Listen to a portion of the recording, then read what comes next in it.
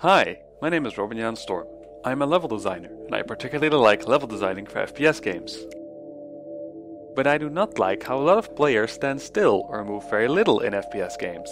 Players will usually do what is statistically the best thing for them to do, which means standing at one piece of cover and shooting everything until it is safe to move. I wanted to solve this. I wanted to make the player active and engaged with the gameplay of the game without having to create NPCs, without on-screen text, without having to code, without any narrative or any explanations before playing, and because I'm using the source engine from 2007, also no next-gen graphics. I created multiple styles of animated cover. Then I made 4 levels, 2 with animated cover and 2 with static cover. I then had 20 random players play through either the animated or static levels. Using Source's demo system, I was able to replay their actions in-engine, which provided an up-close look.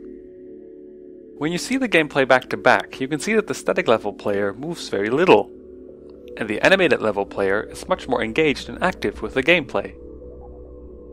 The amazing thing was that even in areas that featured static cover in both versions, players who had previously used animated cover started moving more. Their behavior changed the more they played, depending on which cover they were given.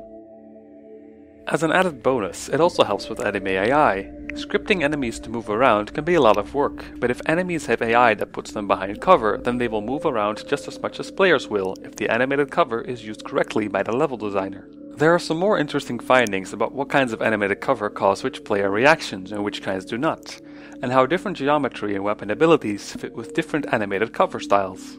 If you would like to know more, you can read the article linked in the description of this video. If you'd like to contact me, you can do so at this email address or at rystorm on Twitter.